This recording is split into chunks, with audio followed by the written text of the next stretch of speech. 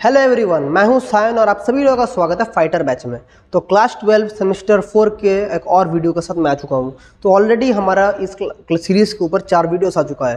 तो वो वीडियोस आप लोगों को कैसा लग रहा है, आपको इन्फॉर्मेटिव लग रहा है कि नहीं, आप लोग सेशन एंजॉय कर रहे हैं कि नहीं, या समझने में कुछ अगर डिफिकल्टी भी होगा वो भी मुझे कमेंट करके बोलना है, सर ये वाला समझ नहीं आया, ये वाला समझ नहीं आया। आप जैसे फीडबैक देंगे मैं अपने आप को इंप्रूव करने का कोशिश करूँगा। तो लास्ट दिन हमने क्या पढ़ा था, रिफ्रैक्शन ऑफ लाइट में अपैरेंट डेप्थ और रियल डेप्थ का कॉन्सेप्ट किए थे, उसके बाद वहाँ से कुछ न्यूमेरिकल्स किए थे। आज उसी टॉपिक में रिफ्रैक्शन में आगे बढ़ते हुए हम लोग एक दूसरा फेनोमेना के बारे में सीखेंगे जिसका नाम है टोटल इंटरनल रिफ्लेक्शन।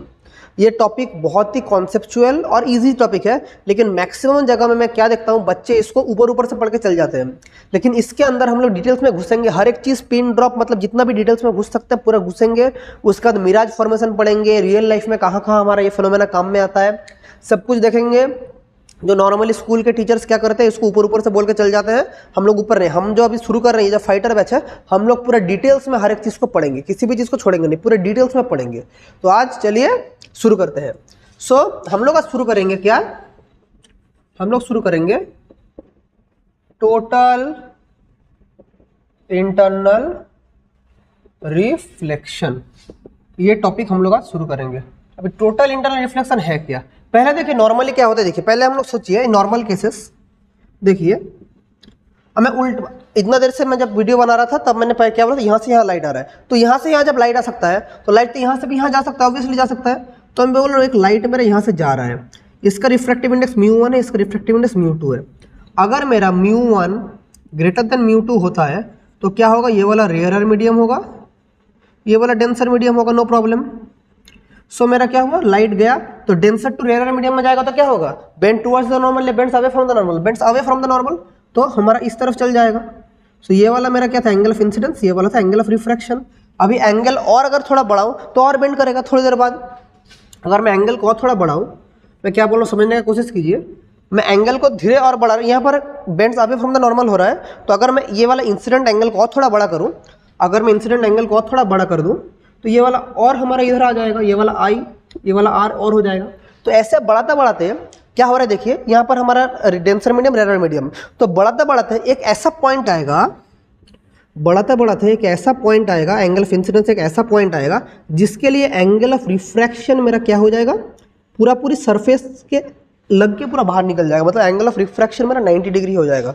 और इसी फेनोमेना को बोलते हैं टोटल इंटरनल रिफ्लेक्शन। अभी डिटेल्स में हम लोग पढ़ेंगे, सिर्फ आप ओवरऑल समझ लीजिए क्या होता है।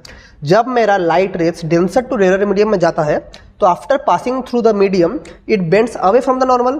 तो as we increase the angle of incidence, जैसे हम लोग एंगल ऑफ इंसिडेंस बढ़ाते हैं तो धीरे धीरे एंगल ऑफ रिफ्रैक्शन भी मेरा बढ़ता है। तो बढ़ने से क्या होता है, तो धीरे धीरे ग्रेजुअली बढ़ रहा है, तो बढ़ाते बढ़ाते एक ऐसा पॉइंट आएगा for a particular angle of incidence angle of refraction becomes 90 degree. एक पर्टिकुलर किसी भी एक पर्टिकुलर एंगल ऑफ इंसिडेंस के लिए हमारा एंगल ऑफ रिफ्रैक्शन क्या हो जाएगा, 90 डिग्री हो जाएगा। और क्या लगेगा, कोई भी लाइट रे हमारा बाहर नहीं निकल रहा है, कोई भी रिफ्रैक्टेड नहीं हो रहा है। क्या लगेगा, पूरा लाइट रे मेरा क्या हो गया, रिफ्लेक्शन हो गया, ये लगेगा। ये वाला लगेगा कि पूरा मेरा रिफ्लेक्शन हो गया, ये वाला रिफ्लेक्टेड रे लगेगा। ये जो फिनोमेना है इसी को बोलते हैं टोटल इंटरनल रिफ्लेक्शन। अभी इसको हम लोग डिटेल्स में समझेंगे, पहले आप लोगों को मैंने बता दिया चीज़ है क्या, अब इसका अंदर घुसेंगे क्या है। बहुत एक इंटरेस्टिंग फिनोमेना है, देखिए। क्या हो रहा है, देखिए टोटल इंटरनल रिफ्लेक्शन कब होगा, जब light pass from denser to rarer medium. ये वाला अच्छे से जानकारी है, लाइट कब पास करना पड़ेगा, डेंसर से कहां पर जाना पड़ेगा, रेयरर मीडियम में, नहीं तो नहीं होगा। ठीक है। ये वाला मेरा नॉर्मल है, मेरा लाइट रे गया, ये वाला मेरा इंसिडेंट रे है, ये वाला क्या है, इंसिडेंट रे, ये वाला कुछ एंगल ऑफ इंसिडेंस है आई। इसके लिए अगर मेरा light ray grazes along the medium, मतलब एंगल ऑफ रिफ्रैक्शन क्या हो गया, 90 डिग्री। मतलब ये वाला क्या है, रिफ्रैक्टेड रे, ये वाला है रिफ्रैक्टेड रे। तो हमारा रिफ्रैक्टेड रे वो वाला है, तो हमारा क्या लग रहा है, लाइट ग्रेजेस अलोंग द मीडियम, ऐसा ग्रेजेस चल जा रहा है। तब क्या होगा, लगेगा कोई लाइट रे बाहर नहीं निकल रहा है, तब लगेगा all light rays are reflected from the medium. ये वाला भी आई हो जाएगा, ये वाला हो जाएगा रिफ्लेक्टेड रे, रिफ्लेक्टेड रे। ये वाला फिनोमेना हो रहा है। अभी देखिए इसका अगर मैं एक्सप्लेनेशन लिखूँ, ये वाला हो क्या रहा है, इसको अगर समझने की कोशिश करेंगे। व्हेन, हाँ यहाँ पर एक चीज लिख के रखे, ये वाला μ1, ये वाला μ2। μ1 ग्रेटर देन μ2, मतलब ये वाला है रेयरर मीडियम और ये वाला है डेंसर मीडियम, ठीक है, नो प्रॉब्लम। अभी देखिए क्या हो रहा है, when light passes from denser to rarer medium, denser to कहां पर जा रहा है, rarer medium में लाइट कहां से पास है, denser to rarer medium for a particular angle of incidence, for a मतलब इसके बाद जो भी होगा, मतलब ये वाला जो है, ये वाला मतलब ये वाला जो हमारा लिमिट है, इसके बाद जितना एंगल बढ़ाएंगे एंगल ऑफ रिफ्लेक्शन 90 डिग्री होगा। For a particular angle of incidence, particular angle of incidence I, the angle of refraction, the angle of refraction, अच्छा समझिए, the angle of refraction becomes 90 degree. The angle of refraction कितना मतलब 90 degree. वो जो particular angle of incidence है, मतलब जिसके लिए एंगल ऑफ रिफ्रैक्शन 90 डिग्री हुआ, जिसके लिए हुआ, उस पर्टिकुलर एंगल को बोलते हैं हम लोग क्रिटिकल एंगल। दैट पर्टिकुलर, ये वाला बहुत इंपॉर्टेंट लाइन है, समझिए, that particular angle of incidence, that particular angle of incidence is called critical angle, is called critical angle, इसको बोलते हैं थीटा सी। उस पर्टिकुलर एंगल ऑफ इंसिडेंस को हम लोग क्या बोलते हैं, क्रिटिकल एंगल। मतलब ये जो आई है, ये एक्चुअली आई इक्वल्स टू क्या होगा, थीटा सी, और तो ये वाला भी क्या होगा, थीटा सी। तो जिस पर्टिकुलर एंगल ऑफ इंसिडेंस के लिए एंगल ऑफ रिफ्रैक्शन 90 डिग्री हो रहा है, उस पर्टिकुलर एंगल को हम लोग बोलते हैं क्रिटिकल एंगल। और ये जो पूरा फेनोमेना, जो फेनोमेना हो रहा है, दिस फेनोमेना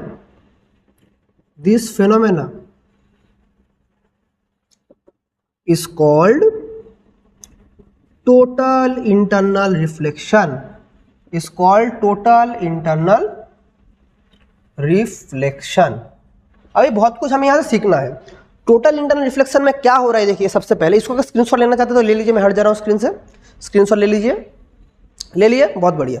अभी देखिए एक्चुअली हो क्या रहा है, इधर जो हमारा टोटल इंटरनल रिफ्लेक्शन हो रहा है, इधर जो हमारा रिफ्रैक्टेड रे है, ये उसको थोड़ा अगर अच्छे से लिखूं, ये वाला जो मेरा रिफ्रैक्टेड रे है, ये वाला जो रिफ्रैक्टेड रे है, ये क्या हो रहा है, ग्रेजेस अलोंग द मीडियम। मतलब क्या हो रहा है, ग्रेजेस मतलब सरफेस से छू के निकल जा रहा है। मतलब पानी का लेयर है तो छू के निकल जा रहा है, अगर कुछ मीडियम का लेयर है तो छू के निकल जा रहा है।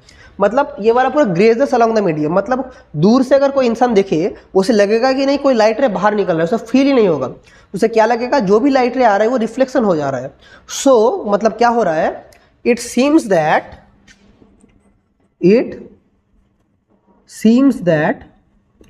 no light ray is refracted,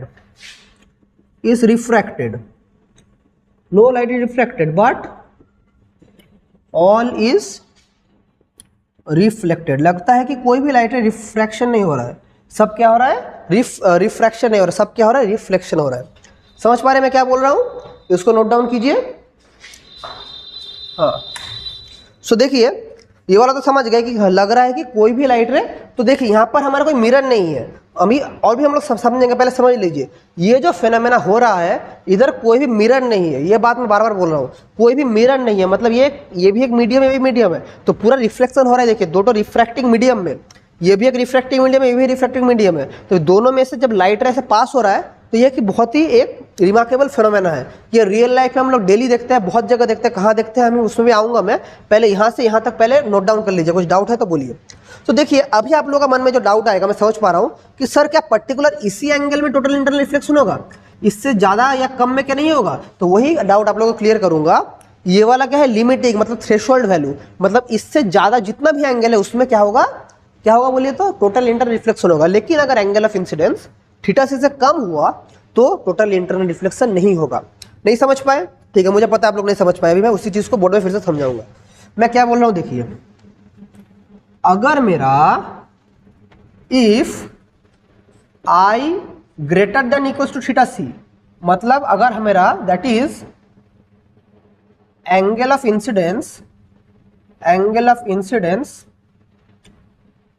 is greater than और इक्वल्स टू क्रिटिकल एंगल, तो क्या होगा, तो हमारा क्या होगा, टोटल इंटरनल रिफ्लेक्शन होगा। तो ये वाला कोई भी एंगल ऑफ इंसिडेंस अगर मेरा थीटा सी से ज़्यादा हुआ, मतलब क्रिटिकल एंगल से ज़्यादा हुआ, तभी उधर टोटल इंटरनल रिफ्लेक्शन होगा, तभी वहाँ पर क्या होगा, टोटल इंटरनल रिफ्लेक्शन। अभी हम लोग इसका फिनोमेना भी पढ़ेंगे, इक्वेशन भी एस्टेब्लिश करेंगे। पहले समझ लीजिए, कोई भी हमारा एंगल ऑफ इंसिडेंस अगर क्रिटिकल एंगल से ज़्यादा हुआ तो वहाँ पर टोटल इंटरनल रिफ्लेक्शन होगा। लेकिन अगर सोचिए, लेकिन अगर if I less than theta C, अगर मेरा एंगल ऑफ इंसिडेंस थीटा से कम होता है तब मेरा light ray total internal reflection नहीं होगा, तब मेरा लाइट ऐसा करके निकल जाएगा। मतलब ये अगर नॉर्मल आई लेस देन थीटा सी है तो यहाँ पर हमारा लाइट नॉर्मली निकल जाएगा, इसमें कोई भी टोटल इंटरनल रिफ्लेक्शन नहीं होगा। Total internal reflection doesn't occurs, total internal reflection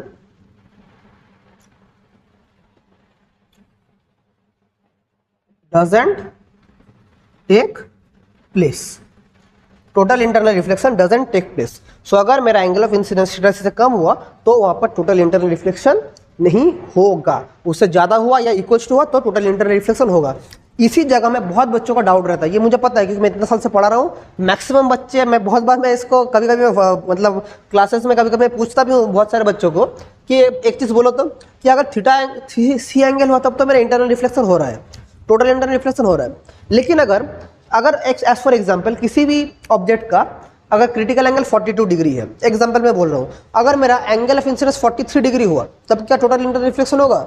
maximum बच्चे, विश्वास नहीं करोगे, मैक्सिमम बच्चे क्लास में बोलते हैं नहीं सर नहीं होगा। लेकिन ये कॉन्सेप्ट आप लोग को यही समझना पड़ेगा, मिनिमम है 42 से ज़्यादा जितना भी एंगल है वो क्या होगा, क्रिटिकल एंगल, वो भी कंसिडर करेंगे हम लोग। मतलब क्रिटिकल एंगल से ज़्यादा होगा तो वही मतलब टोटल इंटरनल रिफ्लेक्शन होगा।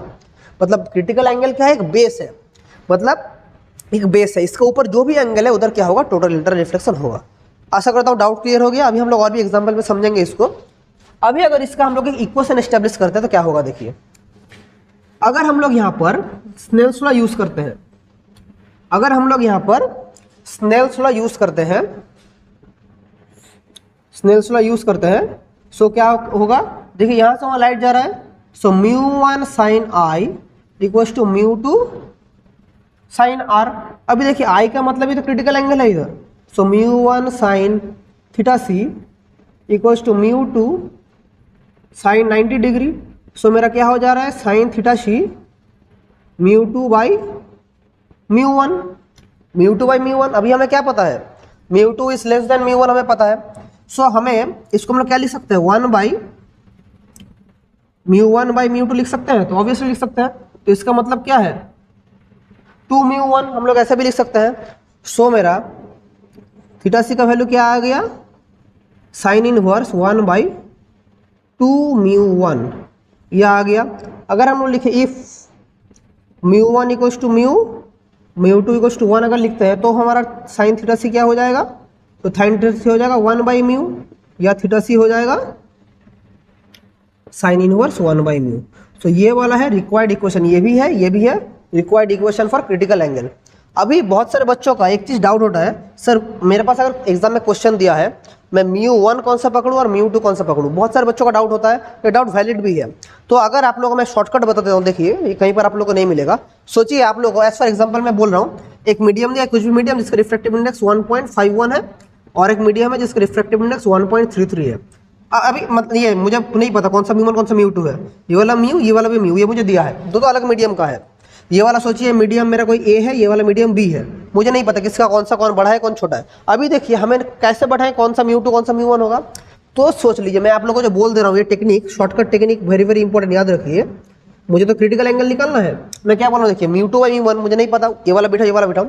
अभी आप लोगों को अगर ट्रिगोनोमेट्री का बेसिक नॉलेज है, आप सभी लोगों को पता है साइन थीटा का वैल्यू कहाँ से कहाँ लाई करता है, -1 से साइन थीटा का वैल्यू कहाँ तक लाई करता है, -1 से +1 तक साइन थीटा का वैल्यू लाई करता है। क्या बोलो, समझ पा रहे हैं, साइन थीटा का वैल्यू कहाँ से कहाँ लाई करता है, -1 से +1।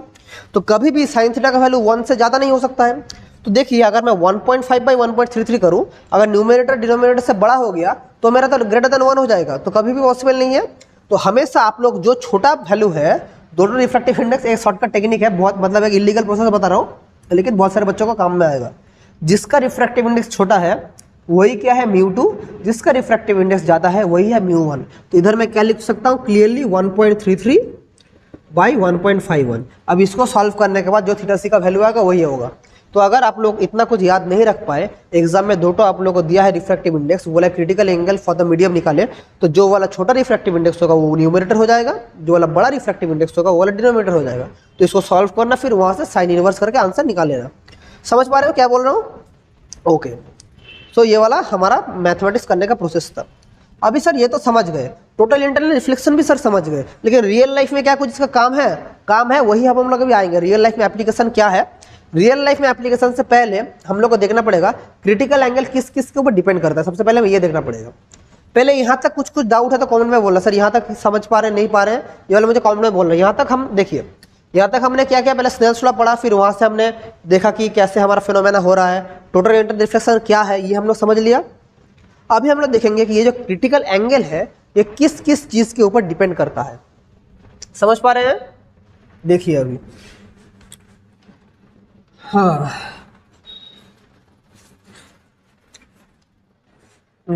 अभी हम लोग कर रहे हैं total internal reflection depends on, किन किन चीज़ों के ऊपर डिपेंड्स करता है। सो नंबर 1 किसके ऊपर डिपेंड करता है बोलिए तो? नंबर 1 डिपेंड करता है मीडियम का रिफ्रैक्टिव इंडेक्स के ऊपर। नंबर 1 है रिफ्रैक्टिव इंडेक्स। सबसे पहले हम लोग वही देख रहे हैं, रिफ्रैक्टिव इंडेक्स। सो रिफ्रैक्टिव इंडेक्स जितना बढ़ेगा, याद करके रखिए, रिफ्रैक्टिव इंडेक्स जितना बढ़ेगा क्रिटिकल एंगल उतना कमेगा। रिफ्रैक्टिव इंडेक्स के साथ क्रिटिकल एंगल क्या है? Inversely proportional. Larger the refractive index lower the critical angle. ये सबसे पहले जानना पड़ेगा, क्योंकि इधर ही हम लोग देख रहे हैं मीडियम 1 से मीडियम 2 जाएंगे तो रिफ्रैक्टिव इंडेक्स कम रहा है मतलब एंगल ऑफ रिफ्रैक्शन 90 डिग्री हो रहा है, तो क्रिटिकल एंगल का वैल्यू भी हमारा कमेगा। इसके बाद नंबर 2 टेम्परेचर के साथ। अभी देखिए टेम्परेचर के साथ, टेम्परेचर जितना बढ़ता है, टेम्परेचर बढ़ने से क्या होता है? टेम्परेचर बढ़ने से हमारा रिफ्रैक्टिव इंडेक्स कमता है। टेम्परेचर जितना बढ़ेगा, टेम्परेचर बढ़ेगा क्या होगा? Refractive index कमेगा। टेम्परेचर बढ़ता है मतलब रिफ्रैक्टिव इंडेक्स कमता है, और रिफ्रैक्टिव इंडेक्स कमता है का मतलब क्या होगा? रिफ्रैक्टिव इंडेक्स कमता है का मतलब है क्रिटिकल एंगल बढ़ेगा। तो टेम्परेचर बढ़ने से क्रिटिकल एंगल बढ़ता है, ये वाला चीज याद रखना। टेम्परेचर के साथ क्रिटिकल एंगल बढ़ता है, with increase in temperature critical angle increases. इसके बाद है वेवलेंथ, लैम्डा। वेवलेंथ किसी लाइट का जब बढ़ता है, वेवलेंथ बढ़ता है तो क्या होता है? रिफ्रैक्टिव इंडेक्स कमता है। रिफ्रैक्टिव इंडेक्स और वेवलेंथ का बीच में क्या रिलेशन है? Inversely proportional. तो वेवलेंथ जितना बढ़ता है वो रिलेशन हम लोग कॉचीज इक्वेशन आप लोग को मैंने अभी तक नहीं पढ़ा है, मैं बाद में आप लोग को पढ़ाऊंगा कॉचीज रिलेशन। कॉची बोल के साइंटिस्ट है, उनका एक रिलेशन है। वेवलेंथ जितना बढ़ता है रिफ्रैक्टिव इंडेक्स उतना कमता है। वेवलेंथ जितना बढ़ता है रिफ्रैक्टिव इंडेक्स उतना कमता है, और रिफ्रैक्टिव इंडेक्स कमेगा मतलब क्रिटिकल एंगल बढ़ेगा। समझ पा रहे हैं? जिसका वेवलेंथ जितना ज़्यादा उसका क्रिटिकल एंगल उतना ज़्यादा। तो अगर हम लोग इसी पैटर्न को फॉलो करें, तो अगर हम लोग विप गियर का बात करें, लाइट का जो हमारा स्पेक्ट्रम है, विजिबल लाइट का स्पेक्ट्रम है, तो वेवलेंथ तो इंक्रीज करता है, वेवलेंथ इंक्रीज तो ये वाला ऑर्डर है। समझ पा रहे क्या बोल रहा हूँ? विप गियर तो हाईएस्ट वेवलेंथ किसका है? रेड का, और लोएस्ट वेवलेंथ किसका है? वायलेट का। तो क्रिटिकल एंगल मैक्सिमम किसके लिए होता है? रेड कलर के लिए, और क्रिटिकल एंगल मिनिमम किसके लिए होता है? वायलेट के लिए। समझ पा रहे हैं? इस यहाँ से हम लोग ये वाला निकाल लिए। तो क्रिटिकल एंगल किसके ऊपर डिपेंड करता है तो हमने देख लिया। इसको आप लोग नोट डाउन कर लीजिए। अगर स्क्रीनशॉट लेना है तो आप लोग स्क्रीनशॉट भी ले सकते हैं। तो देखिए, अब बोले यहाँ तक कुछ डाउट है तो मुझे कमेंट में लिखना कि सर यहाँ तक हमारा हुआ, यहाँ तक कुछ डाउट रह गया। ये वाला चीज़ें अच्छे से पढ़ना, ये वाला चीज़ें अंदर से क्वेश्चन आता है। आप लोगों का भी जो क्वेश्चन आ रहा है, क्योंकि अभी काउंसिल का कोई ठीक नहीं है, कहाँ से उठा के क्वेश्चन दे देगा, क्योंकि आप लोग ऑलरेडी सेमेस्टर 3 में देखे हैं कि क्वेश्चन का लेवल क्या था क्या नहीं था, इसलिए मैं पूरा डिटेल्स में आप लोगों को पढ़ा रहा हूँ। मैं कोशिश कर रहा हूँ कि जहाँ से क्वेश्चन आ सकता है हर एक जगह, कोई भी चीज़ को नहीं छोड़ूंगा। अभी लास्ट में तो वन शॉट वीडियो में लाऊंगा एग्जाम का, पहले वो चिंता मत कीजिए। लेकिन वन शॉट वीडियो में क्या होता है, इतना डिटेल्स में हम लोग पढ़ा नहीं पाते, क्योंकि वन शॉट में 1 घंटा 2 घंटा के अंदर हमें पूरा रे ऑप्टिक्स, पूरा वे ऑप्टिक्स खत्म करना पड़ता है। पूरा लाइट सोचिए मैं 1 दिन में खत्म कर दूंगा जब वन शॉट करूंगा, तब तो इतना डिटेल्स में हर एक चीज़ हम लोग समझा नहीं पाएंगे। इसलिए मैं बोलता हूँ जो बच्चा शुरू से लेकर अंत तक एक साथ मेरे साथ जुड़ा रहेगा और हर एक क्लास को अच्छे से ऑब्जर्व करेगा, वही सक्सेस होगा। नहीं तो अगर बीच में से कोई लेक्चर अच्छा लगा, सर को देखने में अच्छा लग रहा है, आज चले उठा के देख लीजिए, वैसा करने से नहीं होता।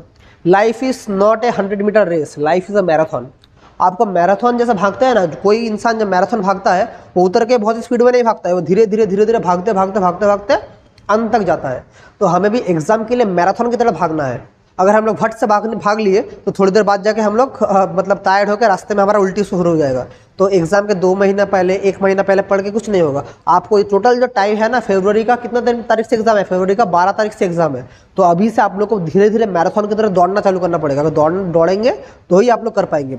एक बार 100 मीटर रेस नहीं, एक भट से भाग लिया जीत लिया, वैसा करके पढ़ाई नहीं होता है। समझ पा रहे हैं? बहुत बढ़िया। सो ये हमने देख लिया रिफ्रैक्टिवनेस किस किस के ऊपर डिपेंड करता है। सो हमारे पास रिफ्रैक्टिव इंडेक्स के लिए चलिए कुछ हम इसका देखते हैं, कुछ फिनोमेना देखते हैं कि टोटल इंटरनल रिफ्लेक्शन के लिए कुछ रियल लाइफ एग्जांपल देखते हैं, कुछ एग्जांपल स्टडी करते हैं। सोचिए अगर मैं बोलूं एग्जांपल 1, अगर मेरा लाइट रे पास कर रहा है ग्लास टू एयर ना, पहले वाटर टू ग्लास करते हैं फिर ग्लास टू एयर करेंगे। वाटर टू एयर मतलब पानी से जा रहा है, कहाँ पर? पानी से हवा में जा रहा है। सो ये मेरा नॉर्मल है, यहाँ पर वाटर है।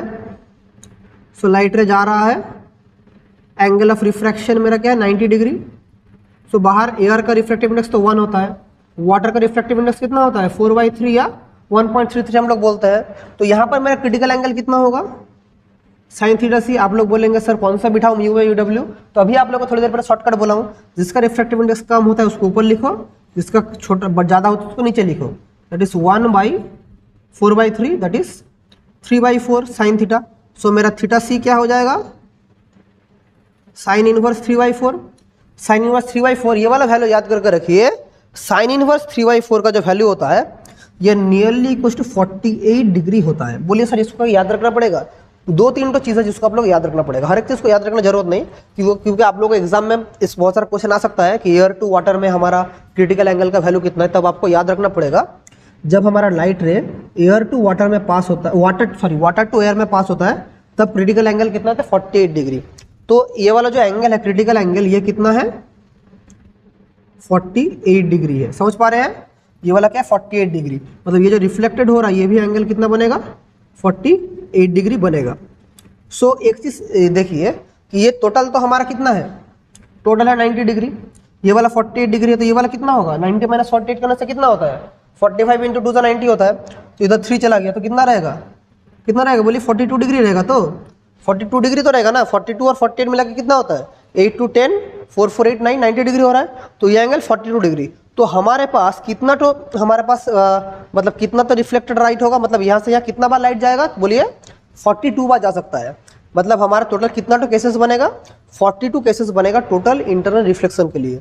एक बात अच्छे से मैं जो बोला लिख के रखिए, ये वाला काम में आएगा। When light incidents from water to air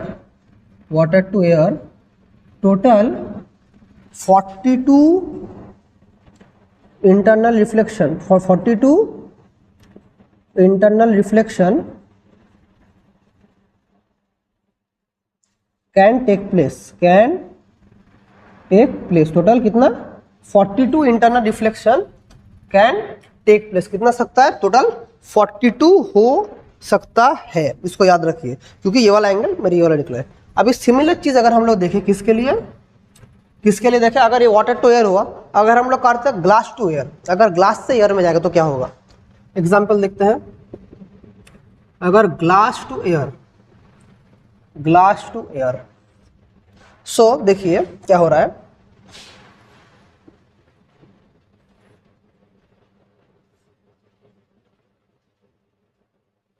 ये वाला मेरा क्या है ग्लास, ये वाला एयर का वैल्यू 1 होता है, ग्लास का रिफ्रैक्टिव इंडेक्स 1/1.5 होता है। ठीक है। सो देखिए ये जो हमारा थीटा सी है, ये भी लाइट रे आ रहा है, ये भी थीटा सी है, इसको मैं इधर लिख रहा हूँ। म्यू जी का वैल्यू क्या है 1.5। सो साइन थीटा सी का वैल्यू क्या होगा mu A by mu G that is 1/1.5। Sine theta C का वैल्यू 1/1.5। तो थीटा सी का वैल्यू क्या होगा सर, थीटा सी का वैल्यू होगा साइन इनवर्स 1/1.5। तो इसका भी वैल्यू, या इसको मैं लिख सकता हूं क्या साइन इनवर्स 2/3। जैसे इसका वैल्यू नियरली 48 डिग्री था, ये वाला वैल्यू भी याद करके रखिए, ये वाला वैल्यू भी नियरली कितना होता है 42 डिग्री होता है। तो जब लाइट रे मेरा इंसिडेंट होता है कहाँ से कहाँ, जब लाइट रे मेरा इंसिडेंट होता है कहाँ से कहाँ बोलिए, ग्लास टू एयर, तब मेरा क्रिटिकल एंगल का वैल्यू कितना होता है, थीटा सी का वैल्यू कितना होता है 42 डिग्री होता है। कितना होता है 42 डिग्री, क्रिटिकल एंगल का वैल्यू होता है 42 डिग्री। तो 42 डिग्री एंगल ऑफ इंसिडेंस के लिए हमारा टोटल इंटरनल रिफ्लेक्शन होगा। तो अभी ये वाला एंगल कितना होगा सर, यहाँ से यहाँ ये तो 40 डिग्री है, टोटल ये कितना 90 डिग्री, तो ये वाला एंगल कितना हो जाएगा 48 डिग्री होगा। मतलब देखिए इसका ठीक ऑल्टरनेट, इसका क्या हो गया ठीक ऑल्टरनेट। मतलब जब हमारा लाइट रे वाटर टू एयर में जाएगा, जब लाइट रे वाटर टू एयर में जाएगा तो 42 केसेस होगा टोटल इंटरनल रिफ्लेक्शन का। लेकिन जब मेरा लाइट रे ग्लास टू एयर में जाएगा, ग्लास टू एयर में जाएगा, तब क्या होगा, कितना बार हमारा टोटल इंटरनल रिफ्लेक्शन होगा, so 48 times total internal reflection, total internal reflection takes place, total internal reflection takes place. समझ पा रहे हैं, तो कितना टाइम्स 48 टाइम्स, समझ पाए। सो ये वाला है ग्लास टू एयर, ये वाला है वाटर टू एयर। अभी हम लोग पढ़ेंगे डायमंड क्यों इतना मतलब स्पार्कल करता है। जो लड़कियां वीडियो देखा, अगर कोई लड़की मेरा वीडियो देख रहा है वो लोग अभी स्माइल करेंगे, सर डायमंड मुझे बहुत पसंद है। लेकिन डायमंड जो चमकता है वो क्यों चमकता है हम लोग वो देखेंगे। डायमंड क्यों चमकता है, डायमंड एक्चुअली इतना मतलब कीमती क्यों है, चमकता क्यों है, वो भी फिजिक्स से हम लोग समझेंगे अभी डायमंड के बारे में। तो देखिए मैं इधर मिटा के कर रहा हूँ। हाँ अभी हम लोग थोड़ा डायमंड के बारे में पढ़ेंगे। देखिए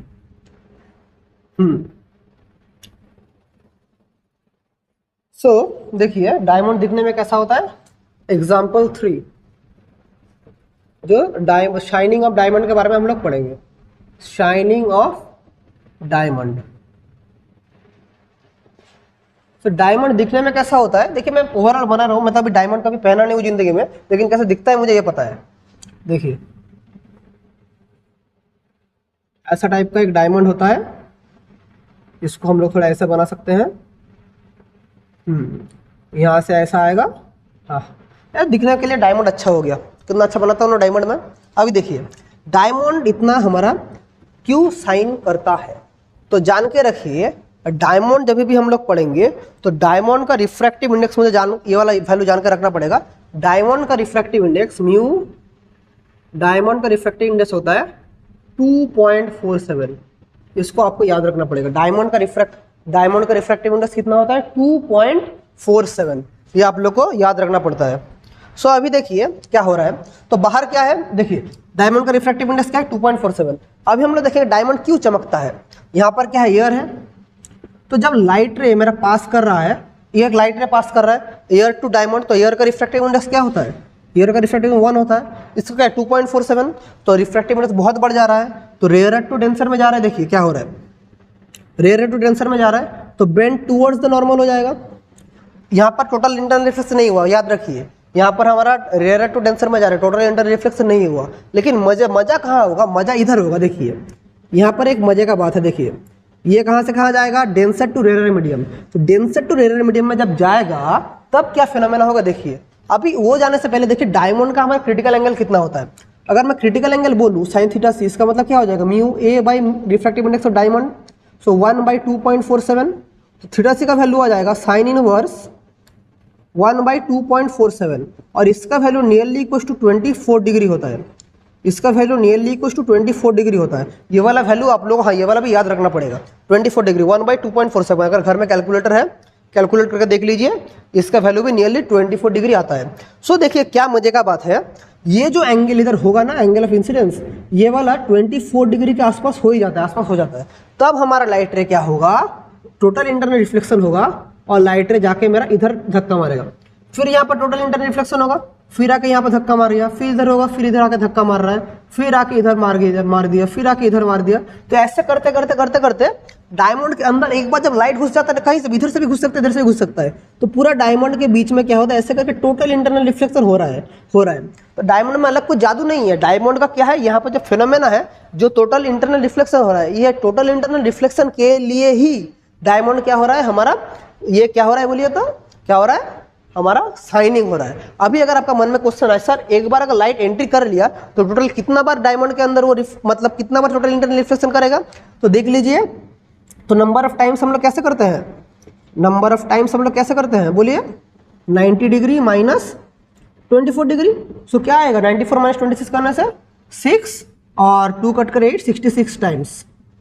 सो कितना बार डायमंड के अंदर मतलब एक लाइट रे अगर घुस गया तो टोटल कितना बार डायमंड के अंदर वो मतलब टोटल इंटरनल रिफ्लेक्शन करेगा, टोटल 66 टाइम्स करेगा।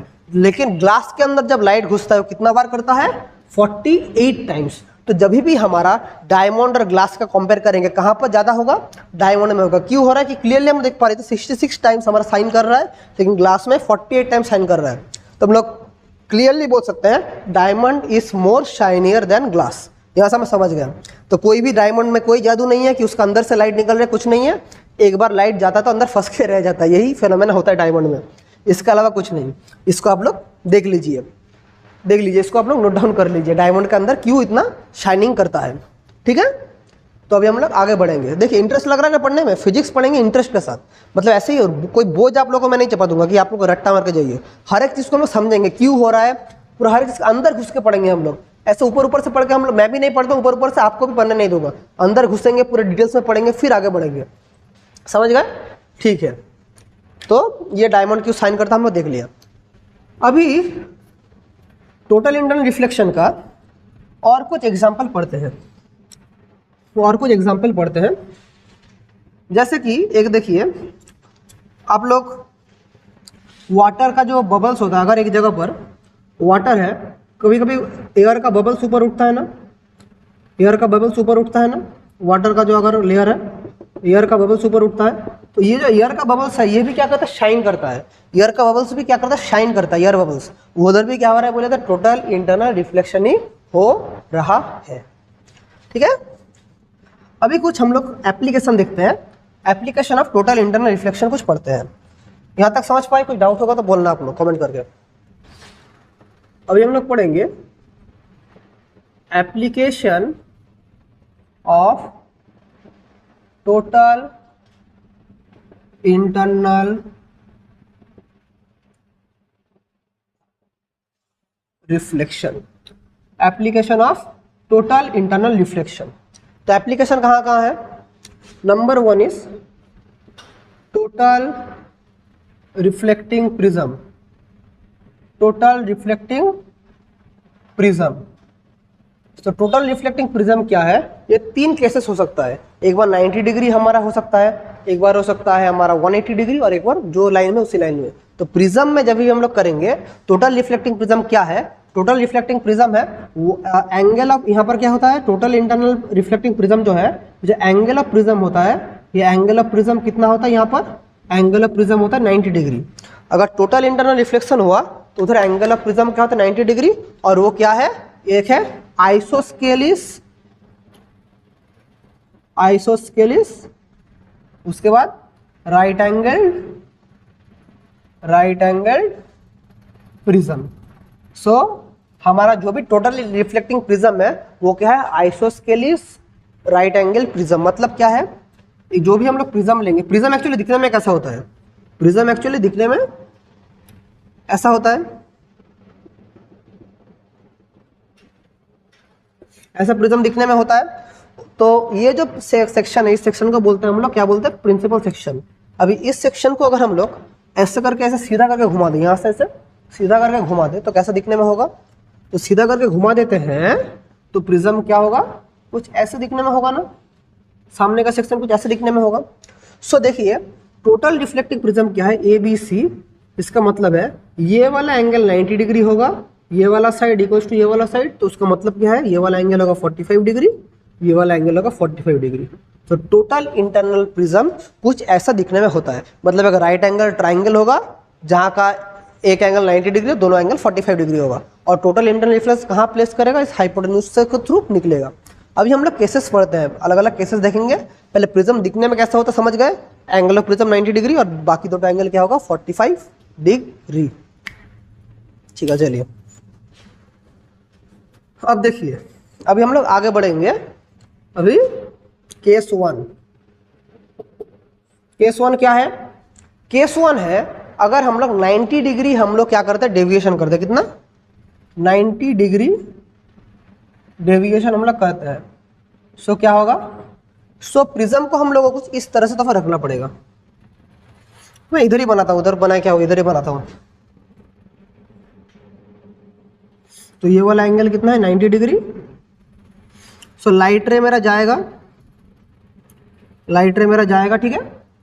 सो एक्चुअली ऐसा नहीं, मैं इसको बोल सकता हूँ लाइट रे मेरा ऐसे करके गया तो मेरे ऊपर से भी हिट कर सकता है, ऐसे भी हिट कर सकता है, किसी भी एंगल से हिट कर सकता है। अगर लाइट रे मेरा ऐसा गया तो ऐसे करके निकल जाएगा, या मैं बोल सकता हूँ मतलब कोई भी फिनोमेना, मतलब इधर क्या हो रहा है देखिए, लाइट रे जाएगा, हिट करेगा और यहाँ से निकल के आ जाएगा। सो मतलब यहाँ पर एक्चुअली होगा क्या, टोटल इंटरनल रिफ्लेक्शन होगा। मतलब इसको थोड़ा डिटेल्स में समझेंगे हम लोग। इसको पहले लिख लीजिए जो मैं लिख रहा हूँ। अभी देखिए क्या होगा, अगर लाइट रे मेरा, अच्छा ठीक है, मैं इसको थोड़ा इधर बनाता हूँ। ये जो मैंने ऐसा बनाया था इसको इधर घुमा देता हूँ, मतलब ऐसा बना दे रहा हूँ, ठीक है। ये वाला एंगल 90 डिग्री, सेम है, उसको इधर घुमा, उसको भी ऐसे भी हो सकता है, ऐसे भी हो सकता है। अगर मैंने लाइट रे इधर से इधर आया, अगर लाइट रे इधर से इधर आया तो इधर से क्या होगा, टोटल इंटरनल रिफ्लेक्शन होगा। फिर लाइट रे मेरा ऐसे करके निकल जाएगा। क्या बोलना सोच पा रहे हैं, लाइट रे मेरा आया, ठीक है, सॉरी मैं अच्छा से ड्राइंग बनाता हूँ, इसको छोड़ दीजिए, इसको छोड़ दीजिए, ठीक है। आप देखिए मैं अगर बोल रहा हूँ, देखिए मेरा लाइट रे तो ऐसा है, मैं काम करता हूँ, आप लोग को जैसे समझ पाएंगे। ऐसा बना दिया, नो प्रॉब्लम। ये वाला 90 डिग्री है, ये वाला हाइपोटेन्यूज है। सो लाइट रे मेरा आके इंसिडेंट कर रहा है, मतलब किसी भी फेस में होगा, आप लोगों को समझाने के लिए मैं बना रहा हूँ। सो यहाँ पर अगर मैं देखूँ तो यहाँ पर क्या होगा, लाइट रे मेरा यहाँ से पास कर जाएगा। फिर से अगर एक लाइट रे आया, कहाँ से पास कर जाएगा, ऐसे से जाएगा। तो ये डेविएशन मेरा कितना हुआ बोलिए तो, जो डेविएशन हुआ कितना हुआ, 90 डिग्री डेविएशन हो गया। ये हो गया 90 डिग्री डेविएशन हो गया। तो यहाँ पर हमने जो सीखा प्रिज्म का, ये वाला क्या डेविएशन है, 90 डिग्री डेविएशन। कैमरा में ठीक से आ रहा है, मैं थोड़ा चेक कर लेता हूँ कैमरा में, आ रहा है। तो ये वाला डेविएशन कितना हुआ, 90 डिग्री डेविएशन। अभी आगे बढ़ते हैं। इसके बाद हम लोग केस 2 पढ़ेंगे। वो क्या है, केस 2 जो कि है 180 डिग्री डेविएशन। 180 डिग्री डेविएशन कब होगा हम लोग अभी वो देखेंगे। तो इसी प्रिज्म को देखिए, ये जो प्रिज्म है, इस प्रिज्म का ये वाला साइड और ये वाला साइड इक्वल है। ये वाला क्या है बोले तो हाइपोटेन्यूज। सो प्रिज्म का कहाँ से टोटल इंटरनल रिफ्लेक्शन हो रहा है, हमेशा हाइपोटेन्यूज से टोटल इंटरनल रिफ्लेक्शन हो रहा है। अभी 180 डिग्री डेविएशन कब होगा वो देखेंगे। अभी ये वाला फेस को अगर हम लोग ऐसे भी लिख सकते हैं तो इसको हम लोग ऐसे भी बना सकते हैं। देखिए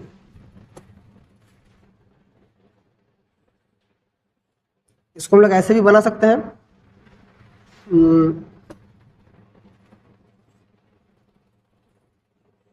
ऐसा बना सकते हैं। सो लाइट रे गया, फिर यहाँ से यहाँ गया, फिर यहाँ पर टोटल इंटरनल रिफ्लेक्शन होगा, फिर यहाँ निकल जाएगा। सो ये कितना डेविएशन होगा, 180 डिग्री। और एक अगर लाइट रे गया, फिर इधर आया, फिर इधर आया, फिर कैसे निकल जाएगा, ऐसा निकल जाएगा। ये जो डेविएशन हो रहा है इसको बोलते हैं हम लोग क्या, इसको बोलते हैं 180 डिग्री। मतलब क्या हो रहा है देखिए, इधर अगर मेरा कोई ऑब्जेक्ट, इधर कोई ऑब्जेक्ट मेरा अगर ऐसे खड़ा रहा, ए बी अगर कोई ऑब्जेक्ट है तो इसका इमेज कैसे बनेगा, ए बी ऐसा करके उलट जाएगा। सिमिलर थिंग इधर भी हो रहा है। इधर हमारा कोई ऑब्जेक्ट ऐसा है, वो वाला मेरा घूम के ऐसा हो जा रहा है। समझ पा रहे हैं क्या हो रहा है, 90 डिग्री हमारा घूम जा रहा है। सो केस 1 और केस 2 समझ गए, 180 डिग्री डेविएशन, 90 डिग्री डेविएशन।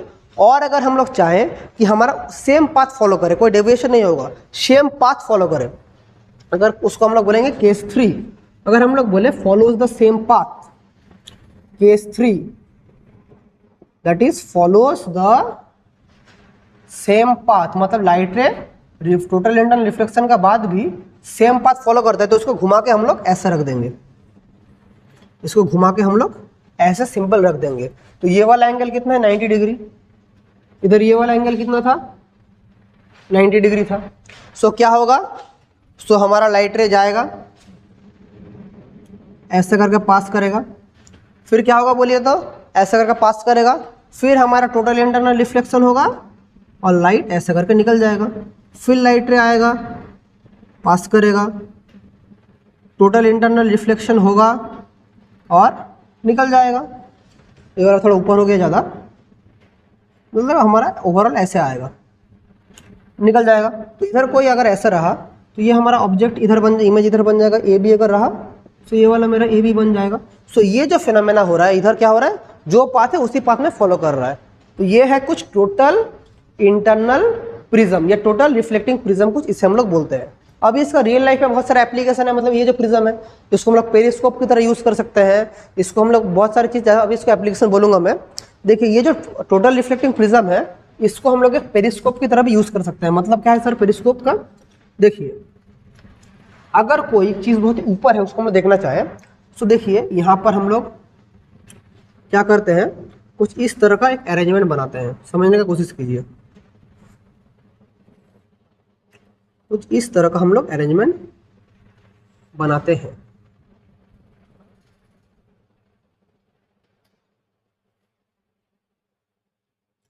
कुछ इस तरह का हम लोग अरेंजमेंट बनाते हैं। सो यहाँ पर दो टोटल इंटरनल रिफ्लेक्टिंग प्रिज्म आता है। सो यहाँ पर एक ऐसा करके हम लोग देखते हैं। तो यहाँ से हम लोग देखते हैं कि लाइट रे आया, लाइट रे आया,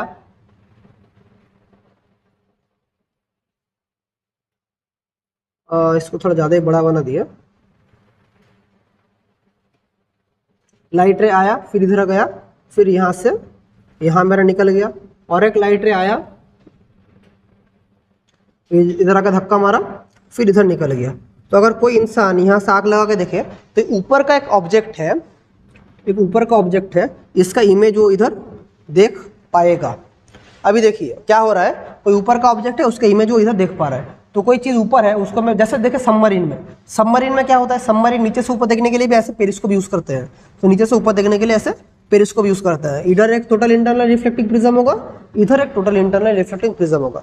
अभी आप लोग बोल सकते हैं सर प्रिज्म के अलावा अगर हम लोग मिरर लेते हैं, मिरर में भी तो होता है ये वाला चीज। मैं क्या बोल रहा हूँ देखिए, प्रिज्म के अलावा मैं, देखिए कोई भी डाउट आप लोग को नहीं रखूंगा, मैं क्या बोलने की कोशिश करूँ सोचिए।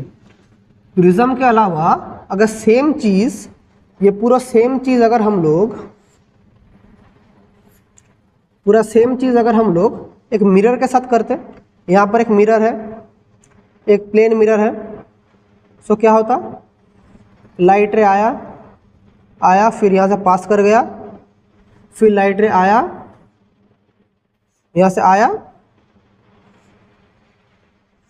फिर यहाँ से पास कर गया, यहाँ से पास कर गया, ठीक है। सो कोई इंसान अगर यहाँ से देखेगा सो उस ऑब्जेक्ट को इधर वो देख पाएगा। तो दोनों के बीच में डिफरेंस क्या है, इधर भी तो इमेज बन रहा है, इधर भी डिफरेंट इमेज बन रहा है, और इधर भी बन रहा है, इधर भी बन रहा है, लेकिन कौन ज़्यादा हमारा एडवांटेज है और कौन हमारा लिए ज़्यादा उपयोगी है।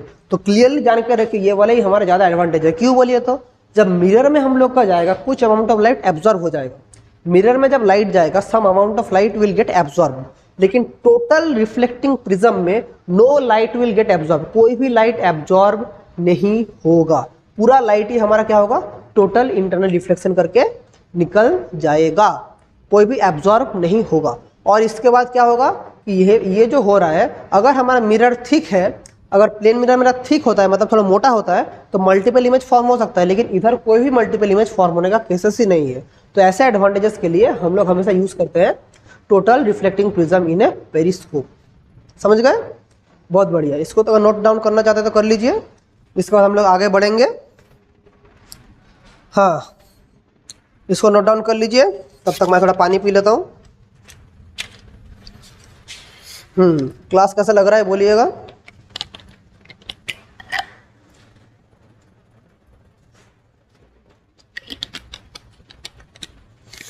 ठीक है। इसके बाद हम लोग, ये तो टोटल रिफ्लेक्टिंग प्रिज्म था एक एप्लीकेशन, अभी हम लोग सेकंड एप्लीकेशन पढ़ेंगे जिसका नाम क्या है, ऑप्टिकल फाइबर। ऑप्टिकल फाइबर एक माइंड ब्लोइंग एक हमारे पास मतलब एक प्रोडक्ट है।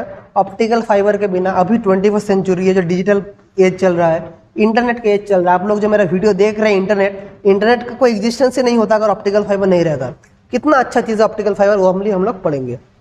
देखिए आप सभी लोगों का घर में या आप लोग का स्कूल में या आपके कंप्यूटर लैब में कहीं पर देखना कि एक केबल से हमारा क्या होता है, इंटरनेट कनेक्शन आता है, ब्लैक कलर का केबल होता है। तो ब्लैक कलर के केबल का अंदर बहुत कुछ रहता है, ऊपर से लगता है ब्लैक कलर का केबल, उसी को बोलता है ऑप्टिकल फाइबर। भी उसी चीज के बारे में हम लोग पढ़ेंगे। हाँ सेकंड एप्लीकेशन, उसको क्या बोलते हैं,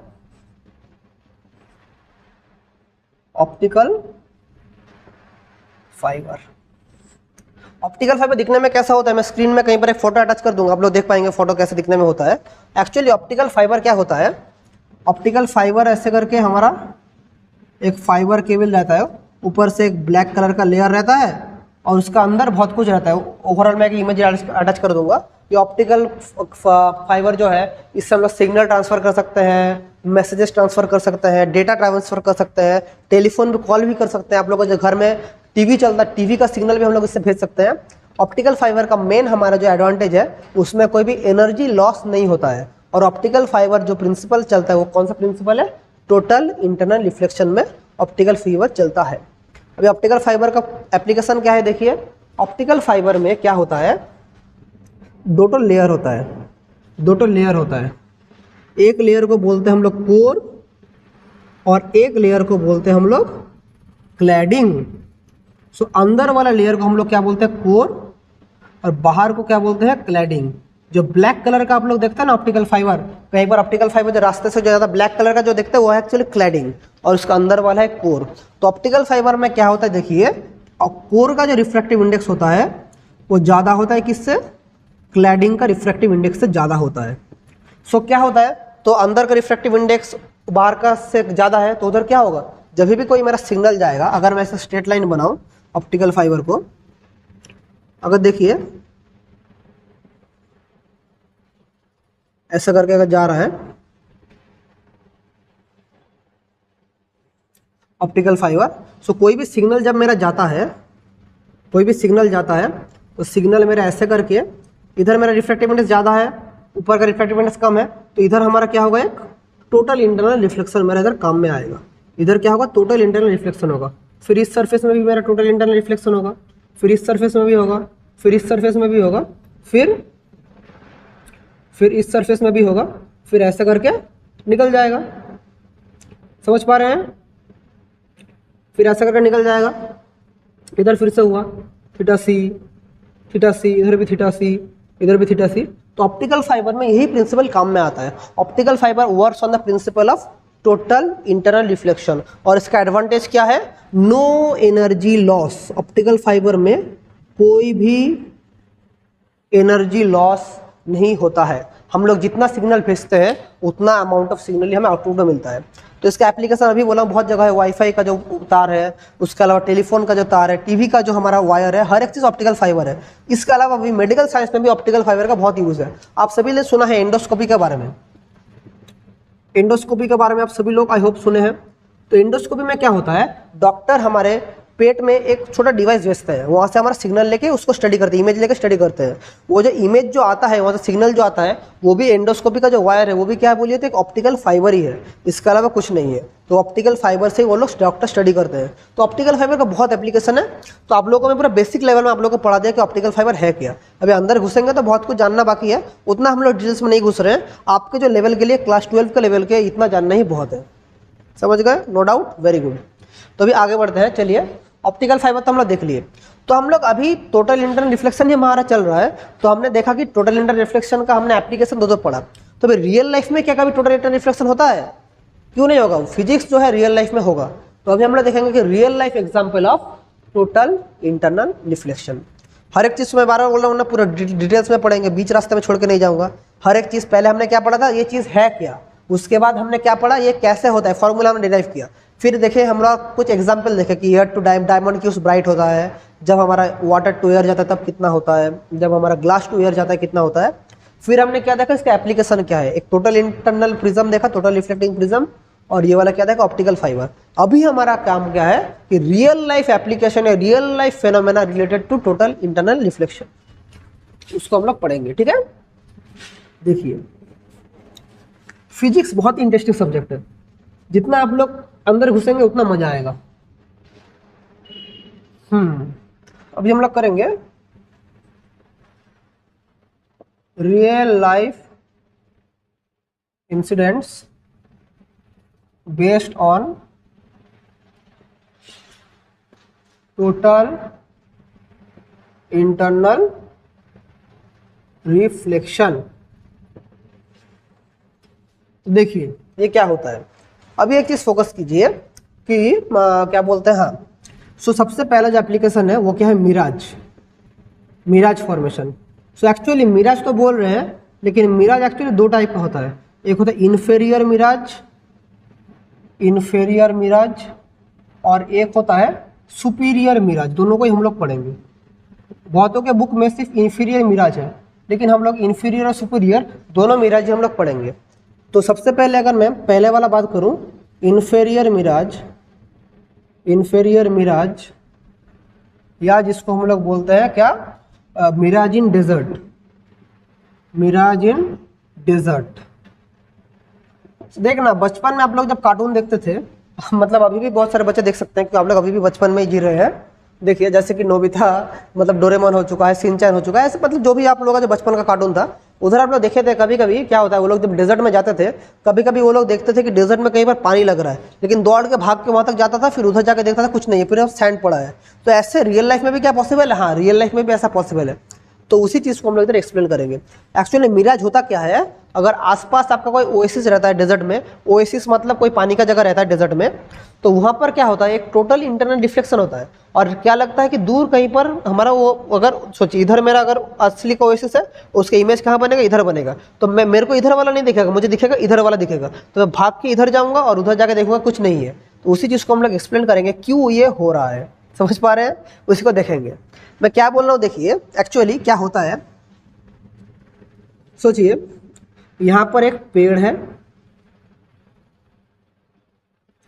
एक पेड़ है, बहुत अच्छा डायग्राम बना रहा हूँ मैं, डायग्राम बनाने में मैं एक्सपर्ट हूँ। सो यहाँ पर एक पेड़ है और यहाँ पर सोचिए तालाब है, कुछ है तालाब है। सो क्या होता है डेजर्ट में, देखिए तो हमारे पास नीचे क्या होता है, हॉट होता है, बहुत ही हॉट होता है, और ऊपर क्या होता है, टेम्परेचर डिक्रीजेस होता है, टेम्परेचर ग्रेजुअली डिक्रीजेस होता है। मतलब डेजर्ट में क्या होता है, during day the surface of desert remains hot and the temperature gradually क्या होता है, डिक्रीज होता है जितना ऊपर जाता है, decreases with height, with altitude. So क्या होता है, देखिए जितना ऊपर जा रहे हैं, मैं इसको थोड़ा इधर बना रहा हूँ डायग्राम को, देखिए यहाँ पर एक पेड़ है। सो यहाँ पर सोचिए जितना मैं ऊपर जा रहा हूँ, रिफ्रैक्टिव इंडेक्स क्या हो रहा है, जितना ऊपर जा रहा हूँ टेम्परेचर कम रहा है। टेम्परेचर कम रहा है का मतलब क्या है, टेम्परेचर कम रहा है मतलब रिफ्रैक्टिव इंडेक्स मेरा बढ़ेगा या कमेगा, रिफ्रैक्टिव इंडेक्स मेरा कम रहा है। सो जितना इधर एक रिफ्रैक्टिव इंडेक्स μ1 है, फिर इधर जाकर कुछ देर बाद μ2 हो गया, फिर μ3 हो गया। तो जान के रखिए μ1 सबसे बड़ा होता है, μ1 μ2 μ3 ऐसे करके हमारा बढ़ता रहता है। मतलब हमारा जितना ऊपर जाएंगे रिफ्रैक्टिव इंडेक्स उतना कम रहा है, उतना धीरे धीरे डिक्रीज कर रहा है। जितना ऊपर जा रहे हैं रिफ्रैक्टिव इंडेक्स डिक्रीज कर रहा है। तो क्या हो रहा है, देखिए तो रिफ्रैक्टिव इंडेक्स डिक्रीज हो रहा है, जितना ऊपर जा रहा है रिफ्रैक्टिव इंडेक्स डिक्रीज हो रहा है। सो अगर मैं इधर खड़ा हूँ, मैं एक इंसान हूँ, इधर देखिए मैं खड़ा हूँ, इधर मैं सायन सर इधर खड़े हैं, सायन सर इधर खड़े हैं डेजर्ट में, सायन सर खड़े हैं। सो क्या होगा, देखिए यहाँ से लाइट रे क्या होगा, लाइट रे यहाँ से निकलना शुरू होगा, ऐसा करके लाइट रे आएगा। सो लाइट रे इधर आ रहा है, लग रहा है कि उधर से लाइट रे आ रहा है, लेकिन यहाँ पर रिफ्रैक्टिव इंडेक्स ज़्यादा है, यहाँ पर रिफ्रैक्टिव इंडेक्स कम है। यहाँ का रिफ्रैक्टिव इंडेक्स μ1 है, इसका रिफ्रैक्टिव इंडेक्स μ2 है। सो μ1 जब ग्रेटर देन μ2 होता है, तो ऐसे करके आते इधर क्या होगा, टोटल इंटरनल रिफ्लेक्शन होगा। फिर मुझे क्या लगेगा कि लाइट मेरे पास यहाँ से टोटल इंटरनल रिफ्लेक्शन हो गया, और लाइट मेरा यहाँ से यहाँ मेरे पास आ चुका है। समझ पा रहे हैं? इसी को हम लोग बोलते हैं मिराज फॉर्मेशन। मतलब क्या हो रहा है, अगर मैं एक लाइन में बनाऊँ इसको, तो क्या लगेगा, लाइट जो मेरा यहाँ पर आ रहा है वो ऐसे करके यहाँ पर आया, फिर यहाँ पर आके मेरे आँख में आके लाइट लग गई।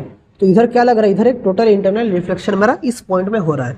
तो मुझे क्या लगेगा, मेरा जो आँख है, मेरा आँख तो बेवकूफ़ है, मेरा ब्रेन बहुत ही पावरफुल है, लेकिन मेरा आँख बेवकूफ़ है। मेरा आँख को क्या लगेगा, एक्चुअली पेड़ इधर नहीं है। इसको अगर मैं एक्सटेंड करूँ तो इधर लगेगा कि पेड़ एक्चुअली इधर है। देखिए अगर मैं स्ट्रेट लाइन बनाता हूँ, मुझे लगेगा कि पेड़ एक्चुअली इधर है, मतलब ये पेड़ उल्टा डायरेक्शन में मुझे ऐसे दिखेगा, उल्टा डायरेक्शन में मुझे पेड़ ऐसे दिखेगा।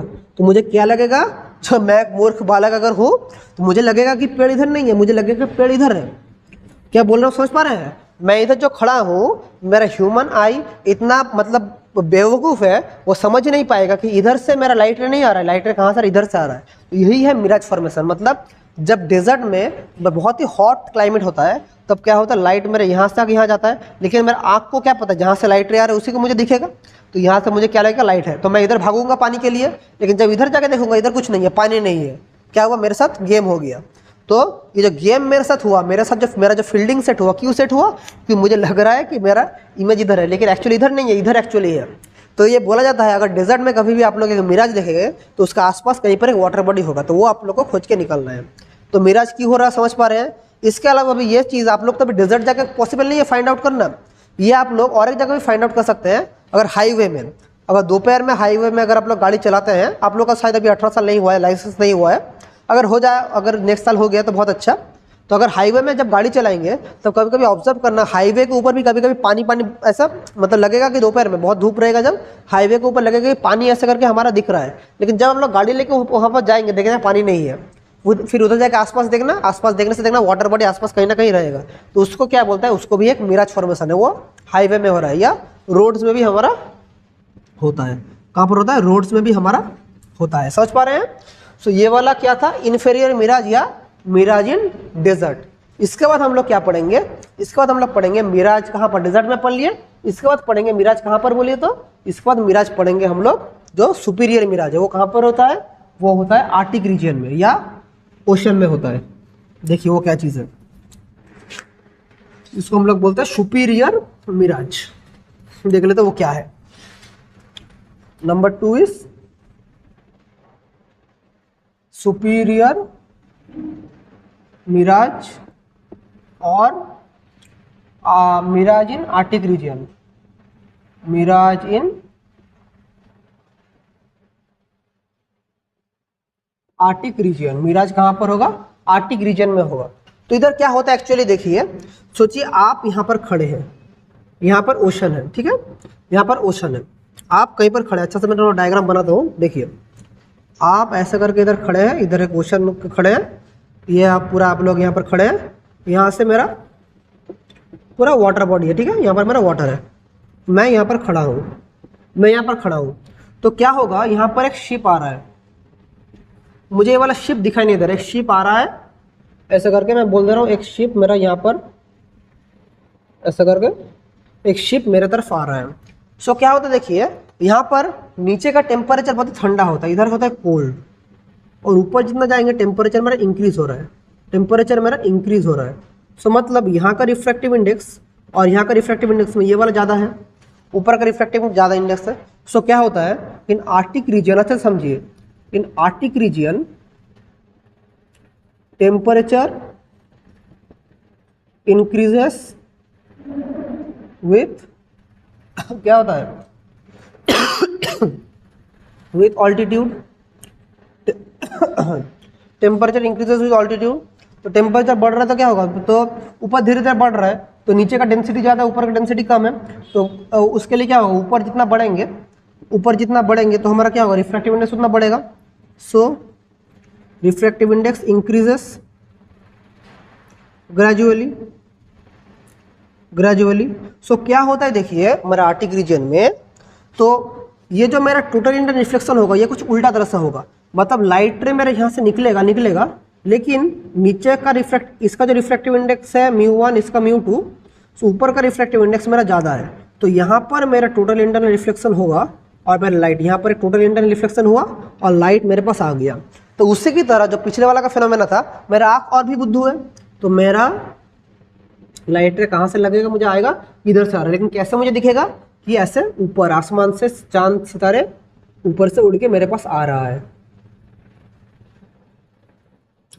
तो ऐसे करके मेरे पास आ रहा है, लेकिन एक्चुअली मेरे पास बोर्ड इधर से आ रहा है। लेकिन मैं अगर आर्टिक रीजन में जाकर खड़ा हो जाऊँ, मुझे लगेगा आसमान से मेरे पास आ रहा है, आसमान से मेरे पास एक नाव आ रहा है, लेकिन एक्चुअली आसमान से नहीं आ रहा है, वो भी क्या हो रहा है, टोटल इंटरनल रिफ्लेक्शन है।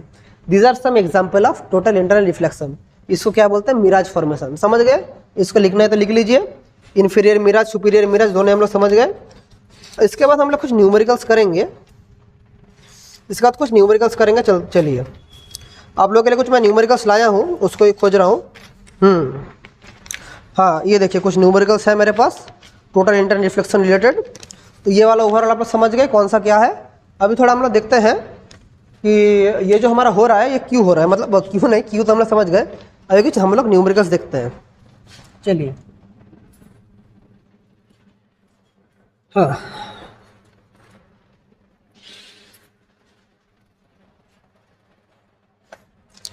सो क्वेश्चन नंबर 1 क्या बोला है,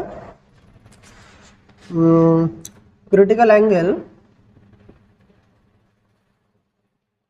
of glass with respect to liquid is 58 degree. तो एक लिक्विड है जिसका रिस्पेक्ट में क्रिटिकल एंगल के 58 degree. Find the velocity of light in the liquid, light in liquid. और हमारे पास क्वेश्चन में क्या प्रोवाइडेड है, रिफ्रैक्टिव इंडेक्स ऑफ वाटर 1.5 बोला है, और क्या बोला है, साइन 58 डिग्री का वैल्यू उन्होंने बोला है, साइन 58 डिग्री का वैल्यू उन्होंने क्या बोला है, 0.84। ये डेटा हमारे पास प्रोवाइडेड है। तो यहाँ से हम लोग न्यूमेरिकल कैसे करेंगे ये मुझे करना है। सो देखिए मेरा लाइटर कहाँ से कहाँ इंसिडेंट हो रहा है, glass with respect to liquid. So सबसे पहले हमारा काम क्या है, साइन थीटा सी का मतलब क्या है, refractive index of liquid bye refractive index of water, medium का तो नीचे ही होता है। सो हमारे पास साइन थीटा सी का मतलब क्या है, साइन 58 डिग्री। इसका मतलब क्या है, म्यू एल, म्यू डब्ल्यू का वैल्यू तो 1.5 दिया है, तो 58 डिग्री का वैल्यू कितना है, तो म्यू एल का वैल्यू कितना हो जाएगा, 1.5 इंटू साइन 58 डिग्री। 1.5 का वैल्यू क्या है, 3/2। साइन 58 का वैल्यू क्वेश्चन में बोला है तो क्या है, 0.84। तो 2 इंटू करेंगे तो 0.42, तो 3 2 6, 3 4 12, 1.26 हो गया किसका, इसका हमारा 1.26 हो गया, लिक्विड का रिफ्रैक्टिव इंडेक्स 1.26 हो गया। अभी हमारा क्वेश्चन में बोला है find the velocity of light in liquid, कोई प्रॉब्लम नहीं है। सो म्यू एल का मतलब क्या है, सी बाई वी। सो वी का वैल्यू क्या हो जाएगा, सी बाई म्यू एल। सी का वैल्यू कितना है, 3 इंटू 10⁸। म्यू एल का वैल्यू कितना है, 1.26। 1.26 बिटा देंगे तो इसको काटेंगे तो कटेगा क्या, 3 4 12, 3 2 6, तो 0.42। सो 0.42 का मतलब क्या है, 100/42 इंटू 10⁶, नहीं इंटू 10⁸। 100/42 10⁸। इसको सॉल्व करके देखते हैं कितना होता है, 221, 250, 21 इंटू 2 होता है 42। सो मैं अप्रोक्सीमेट कर रहा हूँ कितना होगा, 2 42, 8 हो रहा है, 8 करने से 80, 21.3, 80 हो रहा है, 21 3 60, 2.31 सच ऐसा कुछ नियरली अप्रोक्स होगा, 10⁸ मीटर पर सेकेंड। तो velocity of the light in that medium क्या हो गया, 2.31 इंटू 10⁸ मीटर पर सेकेंड। सो आगे करते हैं, हाँ नेक्स्ट क्वेश्चन देखते हैं क्या दिया है, क्वेश्चन नंबर 2। क्वेश्चन 2 क्या बोला है, क्वेश्चन 2 बोला light from denser medium, light from denser medium strikes a rarer medium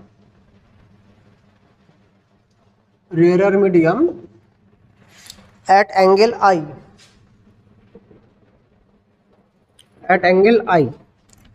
angle between reflected and refracted ray, angle between reflected and refracted ray, reflected and refracted ray क्या है, is 90 degree. reflected and refracted ray is 90 degree, is 90 degree. show that critical angle theta c equals to sin inverse tan I। अच्छा, बहुत अच्छा question है। इसको पहले आप लोग वीडियो पॉज करके खुद ट्राई करने का कोशिश कीजिए, खुद कर पा रहे हैं कि नहीं। कितना बड़ा वीडियो हो चुका है ऑलरेडी, मैं थोड़ा देखता हूँ तो टाइम मेरा कितना हुआ है। ओ 1 घंटा पार हो चुका है, बहुत टाइम हो चुका है मैं वीडियो बना रहा हूँ। ठीक है, तो चलिए बहुत बड़ा वीडियो हो चुका है, तो इसी का जब हम लास्ट क्वेश्चन करेंगे, फिर आगे नेक्स्ट क्लास में दूसरा चीज़ पढ़ेंगे। तो लाइट हमारा डेंसर मीडियम से स्ट्राइक कर रहा है रेयर मीडियम में, और एंगल कितना आई में ट्रैवल कर रहा है, और बोला है angle will reflected and refracted rays 90 degree. तो हो क्या रहा है देखिए। सो ये मेरा एक मीडियम है, तो मेरा लाइट रे स्ट्राइक कर रहा है कोई भी एंगल ऑफ इंसिडेंस में। सो हमारा अगर टोटल इंटरनल रिफ्लेक्शन हुआ और 90 डिग्री, तो हुई तो मेरा ये वाला एंगल कितना होगा, तो ये वाला एंगल मेरा थीटा सी हो रहा है, थीटा सी, तो ये वाला भी थीटा सी। देखिए क्या बोलने की कोशिश कर रहा हूँ, देखिए दोनों इधर केसेस होगा, अच्छे से देखिए केस 1 केस 2 दोनों चीज़ का अच्छा हम लोग समझेंगे। पहले दोनों केस समझेंगे, केस 1 और केस 2। अगर नॉर्मली मेरा light ray denser to rarer में ट्रैवल कर रहा है, दो केस हो रहा है देखिए। अगर मैंने लाइट रे यहाँ से यहाँ पास किया, सो ये मेरा एंगल आई, ये वाला मेरा पहला केस है। So some amount of light reflect हो गया, सम अमाउंट मेरा रिफ्रैक्ट हो गया, तो ये वाला मेरा रिफ्रैक्टेड हो गया, रिफ्रैक्टेड रे, ये वाला हुआ रिफ्लेक्टेड रे। अभी ये वाला एंगल क्वेश्चन में बोला 90 डिग्री, ये वाला एंगल तो एंगल ऑफ रिफ्रैक्शन है, ये वाला 90 डिग्री बोला है। और जब मेरा टोटल इंटरनल रिफ्लेक्शन होगा इधर, जब मेरा टोटल इंटरनल रिफ्लेक्शन होगा तब क्या होगा, ये वाला थीटा सी, तो ये वाला भी थीटा सी, और ये वाला कितना है आर इक्वल्स टू 90 डिग्री। सो ये वाला केस नंबर 1, ये वाला केस नंबर 2, दोनों केस है। जब मेरा एंगल ऑफ इंसिडेंस आई रहेगा तो ये वाला एंगल कितना होगा 90 डिग्री, ये क्वेश्चन में बोला है। तो कैसे करेंगे, प्रूफ कैसे करेंगे, तो देखिए मुझे नहीं पता इसका रिफ्रैक्टिव इंडेक्स क्या है। सो मैं इधर बोल रहा हूँ इसका रिफ्रैक्टिव इंडेक्स μ1 है, इसका μ2 है, इसका भी μ1 है, इसका μ2 है, क्योंकि सेम मीडियम। सो मैं यहाँ का पहले बार बोलूँ, इस सर्फेस में अगर बोलूँ, so μ1 sine I equals to μ2 sine R, मैं इसको ऐसा बोल सकता हूँ, नो प्रॉब्लम बोल सकता हूँ। सो देखिए ये वाला, देखिए ये वाला मेरा क्या है आर है, ये वाला आई है, ये वाला 90 डिग्री, तो टोटल ये तीनों मिला के तो 180 डिग्री हो रहा है। एक चीज़ देखिए, I plus R plus 90 degree equals to 180 degree हो रहा है। So I plus R equals to क्या हो रहा है, I plus R equals to 90 degree हो रहा है। सो आर का वैल्यू क्या होगा, 90 डिग्री माइनस आई होगा, तो वही तो होगा ना, और तो कुछ नहीं। तो इसी वैल्यू को अगर मैं इधर पुट कर दूँ, so μ1 equals to sine I equals to μ2 sine 90 minus I, यही होगा। तो ये वाला क्या हो जाएगा, μ2 कॉस आई।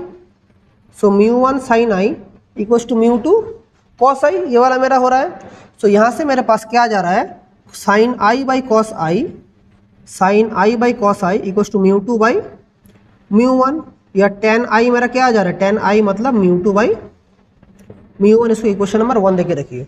अभी अगर केस 2 में देखें, उधर अगर देखें केस 2 में हमारा क्या हो रहा है, नाउ हम लोग इधर अगर लगाए स्नेल्स लॉ तो क्या होगा, μ1 sine theta C equals to μ2 sine R का वैल्यू क्या 90 डिग्री। तो यहाँ से साइन थीटा सी का वैल्यू क्या हो जाएगा, μ2 बाई μ1, और ये μ2 बाई μ1 का वैल्यू तो क्या है, tan आई है, तो इसी को हम लोग क्या लिखेंगे, tan आई। तो यहाँ से मेरा थीटा सी क्या हो जाएगा, साइन इनवर्स tan आई, सिंपल एज दैट, प्रूव हो गया। कोई भी यहाँ पर जादू मैंने नहीं किया, सिंपल प्रूफ कर दिया, तो ऑलरेडी हमारा क्या हो गया, प्रूफ्ड। तो इसको आप लोग जल्दी से नोट डाउन कर लीजिए या स्क्रीनशॉट ले लीजिए, ले लिया, चलिए ठीक है। तो क्लास कैसे लगा आप लोग बोलना, अच्छा लगा क्लास सुन के, मज़ा आया कि बोरिंग लगा, वो भी मुझे बोलना, क्योंकि आपका नोटिफिकेशन, आपका जो फीडबैक है, और वही मुझे मोटिवेशन देता है। इसके अलावा मुझे और कोई चीज़ मोटिवेशन नहीं देता है। ये जो इतना मेहनत कर रहा हूँ, रोज़ आके आप लोग के लिए वीडियो बना रहा हूँ, क्यों बना रहा हूँ, क्योंकि आप लोगों को उपकार होगा, तो आप लोग जिंदगी में सक्सेस होंगे, यही तो मैं चाहता हूँ। इसके अलावा तो मैं कुछ नहीं चाहता हूँ। वीडियो को अच्छा लगे तो एक लाइक कर देना, और इसके अलावा कैसा क्लास लगे कमेंट करके फीडबैक मुझे देना। आप लोगों का कमेंट से मुझे बहुत मोटिवेशन मिलता है। हो सके मैं सबका कमेंट रिप्लाई नहीं कर पाता हूँ टाइम के डिफिशिएंसी की वजह से, लेकिन मैं देखता हूँ हर एक का कमेंट, कोशिश करता हूँ रिप्लाई करने के लिए, कि कभी कभी होता है रिप्लाई, कभी कभी नहीं होता है। तो चलिए यही आप लोगों के साथ बात करना था, तो पढ़ाई करते रहिए। नेक्स्ट क्लास मैं सोच रहा हूँ प्रिज्म के ऊपर शुरू करूँ, प्रिज्म या लेंस कुछ एक चीज़ शुरू करूँगा। तो तब तक आप लोग ये वाला पूरा पढ़ लीजिए, घर में न्यूमेरिकल्स करिए। न्यूमेरिकल्स करते करते अगर किसी चीज़ में फंसते हैं, वो मुझे इंस्टाग्राम में या ईमेल करके मुझे भेज सकते हैं, ठीक है। तो चलिए मन लगा के पढ़ाई करते रहिए। आज की क्लास यहीं तक रखते हैं, और थैंक यू।